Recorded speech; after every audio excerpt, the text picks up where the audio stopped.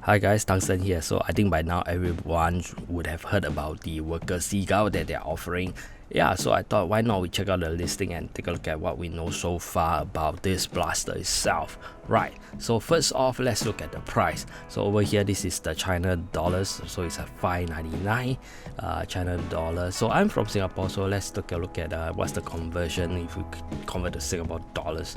So basically convert to Singapore dollars, it'll be like 110 kind of deal.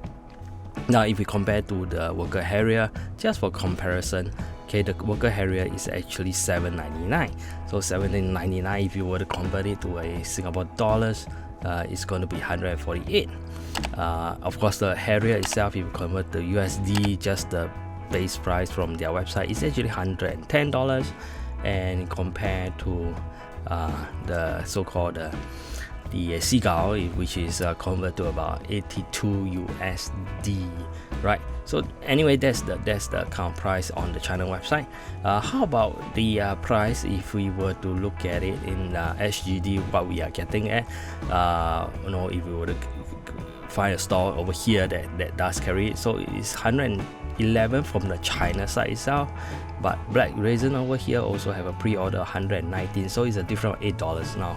This difference I think is actually okay, yeah, because it saves you the trouble of applying permit from the Singapore authority as well as the shipping. So I think it's reasonable, yeah. But if you have ways to get it from the China side itself, of course you can do that.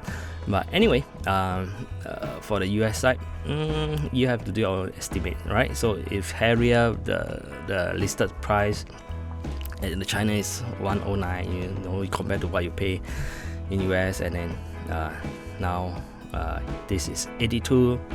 Kind of, you factor in the shipping cost, you should be able to have a rough idea. But anyway, let's take a closer look at the Harrier. The next thing to look at is, of course, the size, all right, of the so-called the Seagull itself, which I think most people will be interested in, and also a little bit of what is the offering, what's the difference. Later we'll go through the spring given and whatnot. Okay, so this is the kind of the blaster itself. Okay, let's adjust it a little bit. Right, so first off the bat, of course, the quite obvious one is the stock itself over here and here. Not too sure whether this angle actually works well or not. I have experienced some stock with some angle that it just slip off. I would say this is more like a cost saving kind of way for them. This is like one piece. This is a lot more more involved. You will produce it. Maybe that's the case. Well, I guess you have the choice of doing your own stock replacement. Now we have a sling over here, which is welcome, and we do not have the guard anymore, which is also good. Now the trigger area now is angled, and then you have a clear access to your release, which is also good.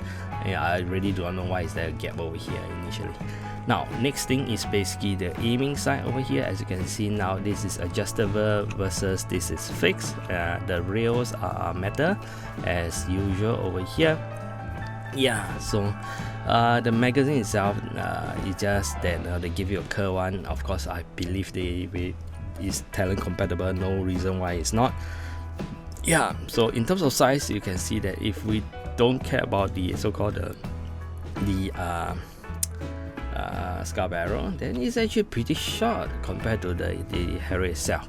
Now if you have seen my installation guide for the Unicorn, you know that I actually prefer the Harrier over the Unicorn for one simple reason, that the barrel is not threaded for the Unicorn. I just do not know why they just have a friction fit that just doesn't seems to be ideal in that scenario.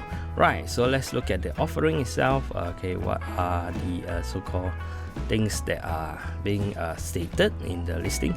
It says September 2nd is the so-called ship out for the China side itself. It says the rails are metal, okay, 2 at the side and 1 at the top, which is okay. The aiming side have improved, like I said before. Now the spring is the one that we want to take a look, right? So it's a 1.4 diameter with a length of 280 mm. Right, so this is the spring given, and the barrel itself is 310 millimeters, right? So it's about 31 centimeter, right? So if you were to compare to the Harrier itself, the Harrier itself actually also come with a 1.4 spring, but of course the barrel is a lot longer. It's 368. So that's just basically the comparison over here. The barrel is shorter, but the spring itself is 1.4 by 28. Okay, so I would say hopefully the performance, I think it's going to be, if not similar to, or no, the Harrier itself. Who knows, maybe it's even better, right?